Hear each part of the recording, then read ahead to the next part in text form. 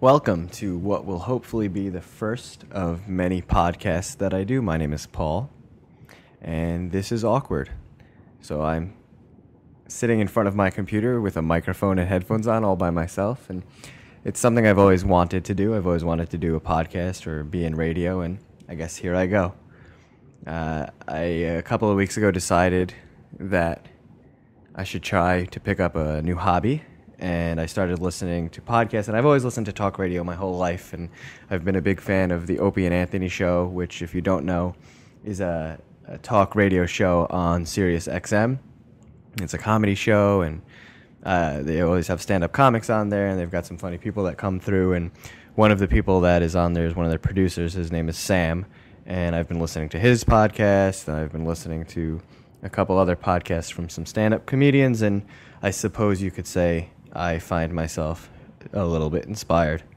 So I went out, and if you know me, and I assume if you're listening to this, you probably do know me, I don't like to do anything half-ass, and typically once I get an idea in my head, I go through with it, and typically that involves me spending lots of money on it. So, of course, I went out and I bought a decent microphone. I guess we could call it a professional microphone. It's called a Yeti microphone.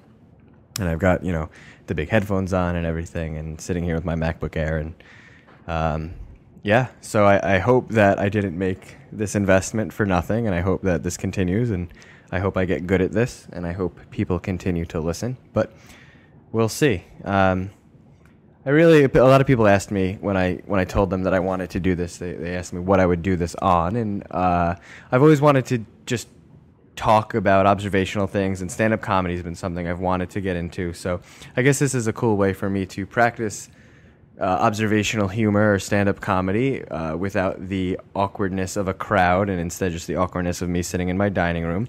And so I've been trying to pay attention to life's funny moments, I suppose, recently, especially now that I've decided to do this podcast. And I was out the other night. I went out to dinner with my girlfriend, and we live in Miami, and we went out for some sushi. And sushi's really great down here, and there's a place down the street. They've got dollar beers, and they've got sushi specials during happy hour, so it was perfect. So we went out. It was a Friday night. We got sushi. Everything was great. And this particular sushi place is connected to a bar. It's kind of a fancy bar. It's like a lounge, I guess you could call it. And because of that, the sushi restaurant itself doesn't have a bathroom. So I had to go to the bathroom. It was towards the end of the night, and I need to go to the bathroom, and I asked the people where it was, and they kind of pointed me through the bar. And I had to walk through this fancy place, and I kind of had to walk behind where the cashiers were. It was actually a pretty weird setup. But anyway, I get to the bathroom. It was a decent bathroom, nothing extraordinary. And I get there, and the worst thing that could happen, in my opinion, when you walk in a bathroom happened, and I saw a bathroom attendant standing there. Now, I don't know about you, but I've never really understood the bathroom attendant. I think it's awkward. I don't think it makes any sense. I'm not sure who's ever walked into a bathroom when there wasn't a bathroom attendant and said, damn, I wish I could have gotten some cigarettes or a stick of gum from somebody watching me pee.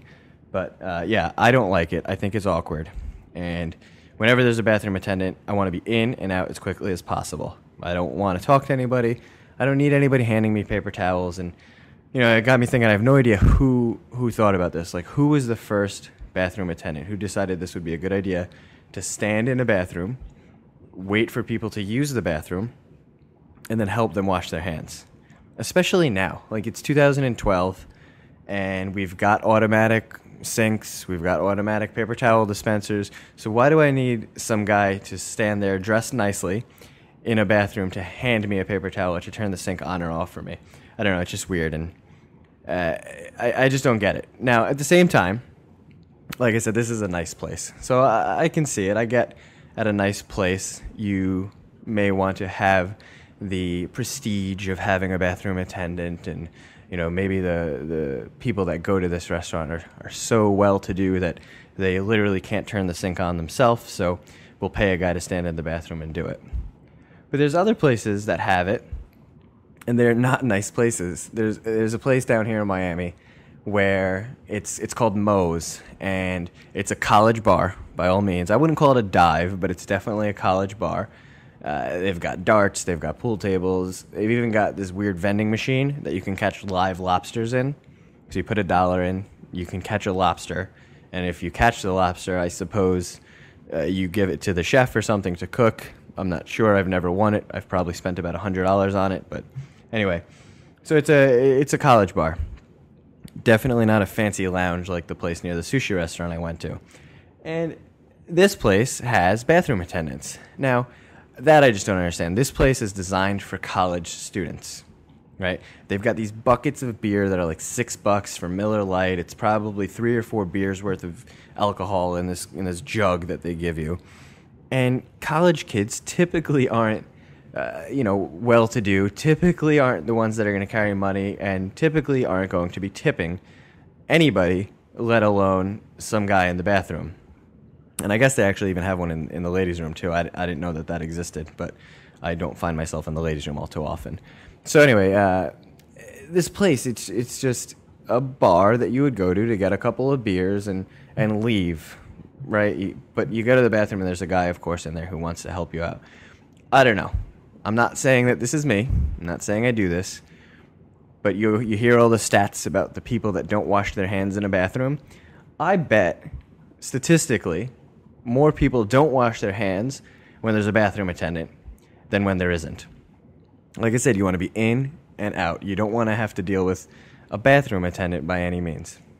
And listen, I am the type of person who tips very well. It's not because I'm rich or anything like that. I don't know. I've always just tipped well. I go to a restaurant, I give them 20%. I get a beer, I'll throw them $1 or $2 just to get one beer. But I usually don't have cash on me, right? And if I do, I don't want to awkwardly stand there and fumble through my pockets to try to find $1 to put in this guy's basket because he turned the sink on for me. So I've never understood the bathroom attendant, and the idea of having candy and condiments, or not condiments, I guess that would be weird, having all sorts of things that they can give you, including cigarettes in the bathroom, just doesn't make much sense to me, but that's just me. And like I said, it's 2012. If they want to give out candy, put a vending machine in the bathroom or one of those cigarette machines, and there's I'm sure the investment in an automatic paper towel dispenser and an automatic sink is much less than paying somebody to stand in a bathroom overnight. I'm not sure who applies for that job, but it definitely wouldn't be me. Like I said, though, I am definitely the type of person that tips when necessary. It's a little weird here in Miami. It's a highly tourist area. There's a lot of people that are from all sorts of different countries, from Brazil, from Europe, all sorts of tourists that come through different times of year. It's peaks with different countries that are coming over here. And I guess, I haven't traveled much internationally, but I guess it's not culturally common for people to tip on, servers or for the service industry. So down here, they actually include tip on just about everything. And I've even gone to bars where if you get a beer and you give them your credit card, there's an 18% gratuity automatically attached to that beer. So, of course, when you're at the bar and you've had a couple of drinks, you don't notice it and you throw down your regular tip anyway, so they're double dipping on that. But the other thing is when I go to restaurants, like I said, I'll usually tip 20%. It's also easier to do the math on 20%. But anyway, I'll tip the 20%. But if I go to a restaurant and they give me the slip and it's already got 15% tip added, I'm not going to do the additional tip thing. I'm not going to try to complicate this. I'm just going to sign my name. I'm just going to do the 15% tip. And, you've got to imagine they're shorting themselves on that. To assume the tip, I don't think works very well. I guess they've figured it out, and I'm not running restaurants. They are, but who knows? I believe in customer service. I think people that give good customer service will continue to get my business. I am definitely a brand loyalist, if you will. I'm the type of person that will go out of my way to spend money on one brand versus another. I like to drink Starbucks coffee. I'm pretty picky with that. I don't like to get just random coffee at different places. I'll get Starbucks if it's available. And fortunately, where I work, there is a Starbucks. Now, the confusing part is the service at the Starbucks where I work absolutely sucks. It's terrible. It's the worst. I don't know why I continue to go there. I've never worked at Starbucks. I really haven't even worked in the food industry. When I was 14, my very first job, I worked at McDonald's, but I don't know. I don't think that counts. I was there for like a year, and I just flipped burgers. I think everyone's had one of those jobs at one point in their life or another. With this Starbucks, I mean, I'm there, literally, it's 100 feet from my office. I'm there every single day. Every single day. Monday through Friday, I'm there. Every morning, I go, and this is my order.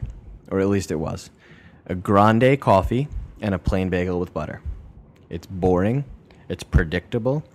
I would even go so far as saying it's easy to remember. Now, I've been to different Starbucks. I've had my normal Starbucks at many different locations. And this particular one, for whatever reason, has no capacity of remembering me nor that order. Now, I don't talk to them. I'm not the type of person that likes to just talk to random people. I don't want to make friends with anybody. I don't want to make conversation. I'm there to buy my cup of coffee and my bagel. At the same time, you would think that I come about the same time every morning. I place the same order. I'm typically wearing something pretty similar to what I wore the day before. And that sounds terrible. It's a uniform thing. And they still can't get it, right? They can't remember my name. They can't remember the coffee. They can't remember the bagel. And what gets even worse is every time I order it, a coffee, a bagel with butter, they give me a bagel with cream cheese. And I grab my bagel, I walk out of Starbucks, I now look in the bag because I expect it to be wrong. And every single time there's cream cheese. Every time. And then I have to go back and I have to give it back to the person. They give me the butter, and then it's this whole thing. And the worst part about this is it's always the same guy. It's always this one guy that's there. And his main objective, I think, is either to impress everybody online, or there's some sort of game he's playing on his POS terminal that's counting how many times he hits the screen. Because it's literally his goal, just to hit the screen as fast as he can, as many times as he can, before I'm done saying my order, and then he accepts my payment. And I think in that process of him playing this game, he just doesn't pay attention, ever. He's never paying attention. He's too busy. He's too cool for school. Yeah, I said that. He's just never paying attention, and it's ridiculous. I don't understand how you can have a job at Starbucks and not be able to get a coffee and a bagel with butter correct. Like, if he makes a mistake once, fine. I get it. But that just type of poor customer service drives me nuts. I can't handle that. Yet, like I said, for whatever reason, I go back. I go back every single day. And everyone that works with me knows that I'm going to come back and I'm going to complain about the fact that I got cream cheese with my bagel. But I still go back. I don't know why. It's probably just the convenience. And like I said, I'm a little bit of a brand loyalist. So I go back every single morning and I go through the same thing. Now, recently I've just gotten fed up, to be honest, and I stopped ordering the bagel. They've been able to figure out the coffee because all he has to do is turn around, since the machine with the drip coffee is right behind him, and fill the damn cup, and then turn back around and hand it to me. But the bagel is a whole nother thing because it involves a toaster, it involves picking either butter or cream cheese out of a refrigerator and making a decision that apparently he has trouble making. So I've cut that out. I just get they have like granola bars or something, just something quick to eat. But it's just insane. It's crazy. I don't get it. And, I've worked in a lot of different places, and customer service has always been something I've worked in. And, I have a pretty high standard, I'd say, and I'm a little spoiled, I guess. But at the same time, just get it right. Like, I'll shop at the Nordstroms of the world because I know that they're going to get it right. I know they'll pay attention. And I know that I pay a little bit more for that type of service, but I'm okay with that. I am definitely the type of person that makes those decisions based on service. When I buy a car, I typically buy cars quickly. Right? It doesn't happen all that often, but the two cars I've purchased in the past 6 years or so, I bought them the same day. Went to the dealership. Really, I liked the guy. I liked the car. I'd done my research at home, but I bought the car right that day. I don't like to wait. I'm definitely an impulse decision type of person, and if you treat me well, if you're nice to me, if I don't think you're trying to screw me over, I'll typically do business with you. And it just drives me nuts when people can't get some simple things right.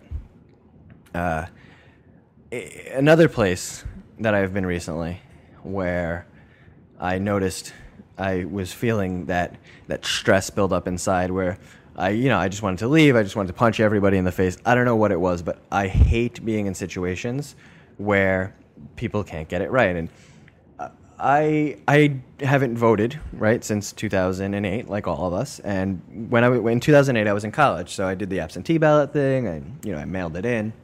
It was really exciting. It was the first time I was able to vote in 2008, and I did the vote thing. Oh, actually, you know what? I made that all up. 2004 was the first time I was able to vote. 2004, I was in college, and I did the absentee ballot thing. 2008, I was traveling for work, so I actually wasn't able to vote because it was one of those impromptu things, and I had to travel out of state, and I didn't have time to do the absentee ballot. So, I felt a little guilty about that, but at the same time, I don't know really how much my vote counts, but that's a whole nother story. So I decided this year, I really want to make sure I vote. I got to do this. So in Florida, which is where I live, you can't register to vote online. Now, I don't know if you can in other states, but that frustrates me that you can't do that here. So I go through this process where, I fill out a form online, and I get excited that I figured out how to beat the system, and, go figure, I couldn't figure out how to beat the government. But at the end of the form, it says, okay, now print out the form, sign it, and mail it with a first-class stamp. I hate mailing things. I hate shipping things. I hate doing anything where I need to go to the post office. I think it's frustrating. I think that it's a poorly designed system, and there's all sorts of things I don't like about the post office. But I had to bite the bullet on this one. There's really no option here. Because I don't mail anything, I don't have any envelopes in my apartment. I'm sure my girlfriend does somewhere, but who knows where. I feel like girls tend to have envelopes and cards more frequently available than guys. I don't even have a checkbook, for the record. I don't do anything by paper. Everything is done online for me. So I don't even have a printer. I had to print out the form at work. So I print out the form at work, and I go to the post office. I find the envelopes. I get an envelope. I start addressing it. And then I hear somebody say, in a not-so-friendly way, that they don't accept credit cards. No credit cards today. Credit card machine is broken. If you don't have cash, you got to come back. So, of course, like I said earlier, I don't ever carry cash with me. So at that moment, I didn't have cash. ATM was far enough away that I just didn't feel like making another trip to the ATM. The post office was already a half-a-mile walk for me. So I didn't go. I didn't do it, right? I took the form, put it in my pocket. I got home that night. I threw the voter's registration form on my counter, and that's where it sat up until yesterday, which apparently, thanks to Twitter, I found out was the last day that your voter registration form had to be postmarked in order to be eligible to vote in 2012. So now I've got a little bit of sense of urgency, and I feel like I got to figure this out. So I get prepared, right? I got cash in my pocket. I even went to an office supply store and bought envelopes to make sure I'd have envelopes. I filled out my form. I folded it up nicely. I got one of those, fancy envelopes that you don't have to lick. And you peel off the sticker. It's probably something that's not that fancy, but literally the last time I bought an envelope, I had to lick it. And I put the thing in. I stick it on, right? Don't have stamps. And it specifically said it needed a first-class stamp, so I don't know if that's something special. So I was like, you know what? I'm just going to go to the post office again. Now I've got all the supplies. I've got the cash in my pocket. How much could a first-class stamp possibly cost? I'm thinking $5. Go to the post office. I'm going to hand it to them. They're going to run it through their little machine. It'll get the stamp on it or whatever. I give them my $5, and I'm registered to vote. So I go, and I realize I made a mistake. I wrote the wrong address on the form. On the envelope, rather. So, no big deal. I actually had extra envelopes with me. This is how prepared I was. Just in case something was wrong, I had an extra envelope with me. So I unsealed it. I threw it out. And I take my envelope, fold my form back up, put it back in, and then I realize that there's no pens. No pens to be found in the post office. Now, I don't know if this is an unspoken rule that you have to bring your own pen to the post office. If it is, I'm not aware of it. I didn't know that was a thing. Like I said, I'm not a frequent visitor of the post office. So I figure, all right, there's got to be a pen somewhere. So I spent another 10 seconds, and I kind of poked my head around. And there's these two counter areas where they had all the forms and all the envelopes and all of that. And I found a pen. Unfortunately, somebody was using it. And it was one of those bank pens. with those little silver balls. It's kind of like a chain, I guess. I don't know, it gives you about 2 feet or 3 feet of leeway, and then it's anchored down to the desk, so you can't take it. And I can imagine in a post office with one pen, right, that's a hot commodity. So I get why they had to anchor it down. They had to put the little chain on it. Turns out, though, that the person in front of me decided that the counter they were writing on wasn't sufficient enough for them. So they removed the pen from said anchor and moved to the counter to the left of them. I think they had to get a different form. Now, this person didn't exactly look like she was... she didn't have much social etiquette, we'll say. And so now she's got the pen in hand. She's got the chain. It's actually dangling off of the counter. And she's filling out her form. She's filling out the envelope or whatever it was she was writing. And I was politely standing behind her. In fact, there was another person standing behind me who didn't know the unspoken rule of bring your own pen to the post office. And we were waiting for her, right? There was plenty of room for the counter. It was quite apparent that we were waiting for her because we needed the pen. I think if anybody would have seen the situation, they would have said, yep, those two people right there, they're waiting for the pen. They're not waiting for counter space. So the lady kind of looks around. She could definitely tell that we were behind her. You can tell when people are waiting in line for something that you're using. And, she finishes filling out her form. Now, what a person who has some sort of social etiquette, or even, I'd go so far as saying common sense, would place the pen down. Now remember, she removed it from the anchor, so now it's a pen with a chain, about a 2-foot chain on it. You'd place the pen down, or maybe figure out a way to reaffix it to the anchor, but nope. What she instead does is she finishes her form. She takes her envelope and the little slip, right? She was doing something that, I don't know, some sort of priority mail or something. And she gets in line. Now, pen still in hand. So now she's standing in line, pen in hand, with a 2-foot chain dangling off of the pen. It's very obvious that it does not belong in her hand. It's obvious that it's not one of those pens you take with you. Yet she doesn't seem to understand this. So now, there's two people, myself and the person behind me, that are, I guess the best way to put it is baffled, right? Who would do that? Who would take a pen, first of all, take it off of the anchor, and then take it with them to wait in line? And it literally took, I was trying my best. I was being really patient. I'm not the best with patience, and I did not say anything. I didn't say anything to her. I should have. I should have said, excuse me, ma'am, I need the pen, right? But that's what I should have said. I knew in that angry moment I was having, I would not have said that. I probably would have said something much ruder. So anyway, it goes about 30 seconds, maybe even 45 seconds, and she then turns the corner, and there's these stanchions in the post office that they're fixed. They're like wooden stanchions, not like the bank ropes. And in turning the corner, she kind of got the chain wrapped up in one of the stanchions, and it kind of tugged on her. At that point, she finally realized, oh yeah, I'm not supposed to take this pen with me. So then she turns back and politely asks me if I wouldn't mind placing it back for her. So of course I reached, I filled it out, I get to the post office. I get to the line at the post office, and now I'm done, right? I pay the 45 cents. 45 cents, by the way, not $5. That's how off I was. 45 cents. Which, that whole thing, now it makes sense why the post office is losing money, or the billions of dollars that they're just pissing away. How does it cost 45 cents for me to scribble some coordinates on an envelope, put it in the hands of a postal worker, I guess is the nicest way to say it, and it gets to where I want it to get for 45 cents? And this is the first class version. I don't know. Doesn't make sense to me. So a big reason, the whole point of this story, I tend to ramble, was that I hate the post office, right? Big surprise. I'm sure you've heard that 1,000 times. But it was just the cleanliness of the place. It was a mess. There was shit all over the floor. There was paper. It was torn up, and nobody cared. At the time, there were these two postal employees. They were yelling at each other. One was in the back on break, even though there were 10 people in line. And, how dare we interrupt her break? I don't know how the postal office works, but I assume it's some sort of a union system, or I don't know. It's people that are probably getting paid too much and are getting benefits that they don't deserve for doing really poor work. But who am I to judge? Again, this is why I didn't say anything in the moment. I can get on rants. So why go to the post office, right? I do my best to avoid the post office.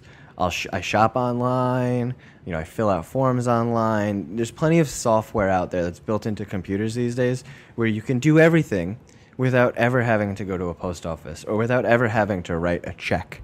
Right? And that's the world I live in. That's the world I like to live in. And I definitely get caught up in the internet. I'm a big technology person, and that's why I went out and bought this microphone and these headphones and everything, and now I'm recording a podcast, right? I actually don't know what I'm going to do with this podcast. I have no idea what to do once I stop recording.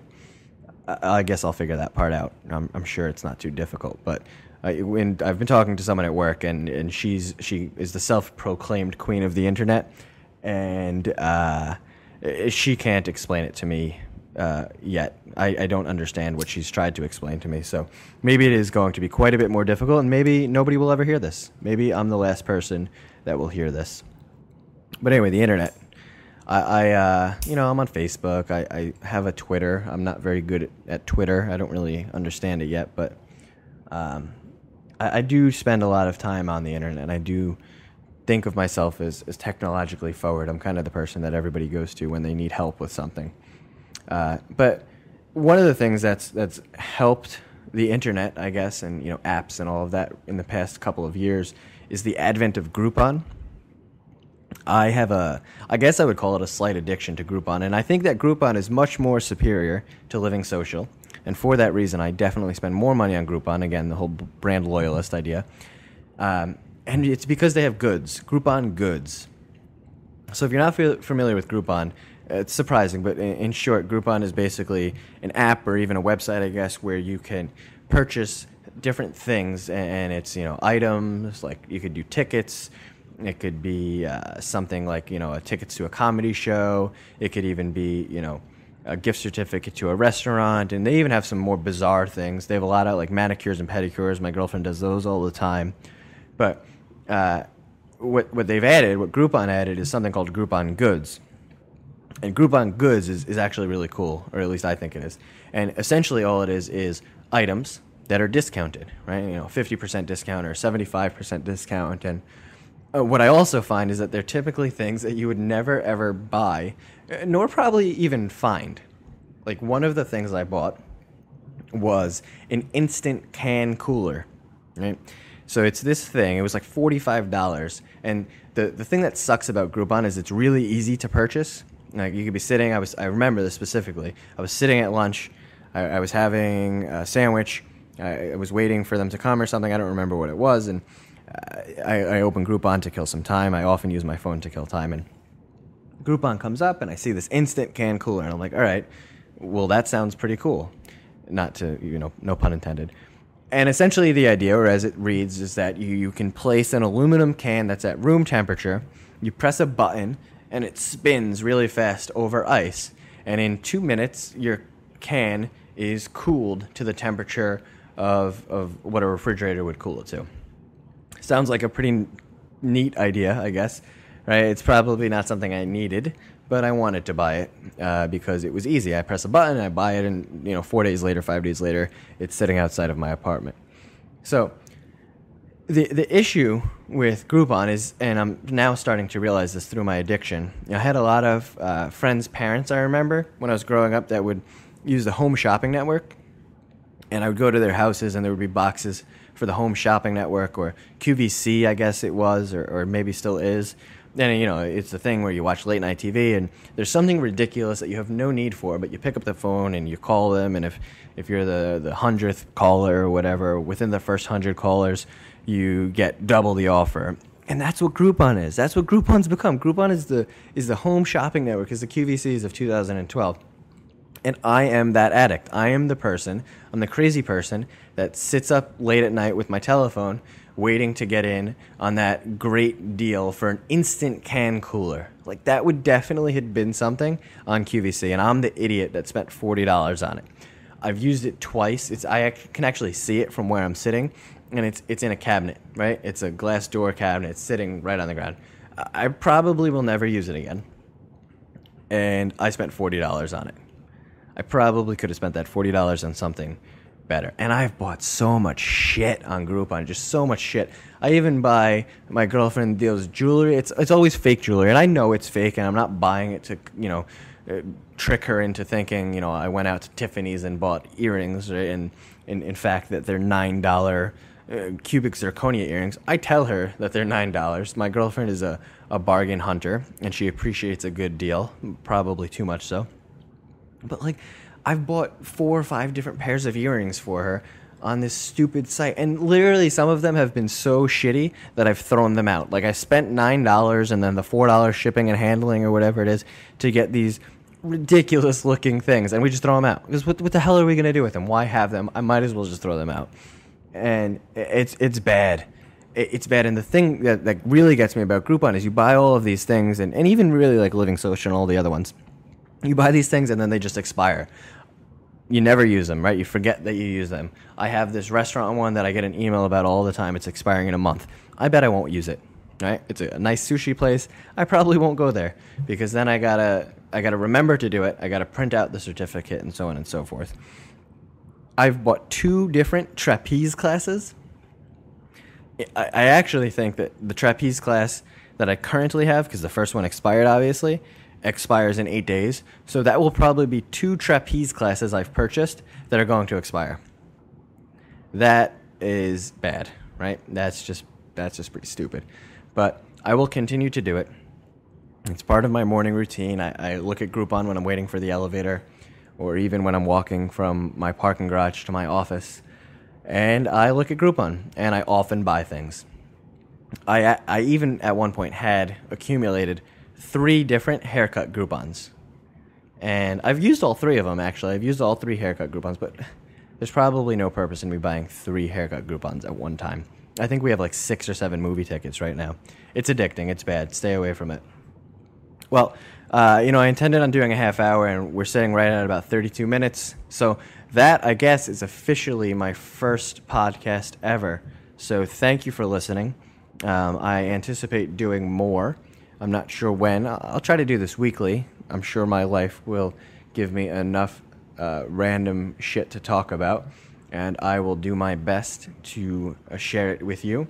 I don't have anything to plug.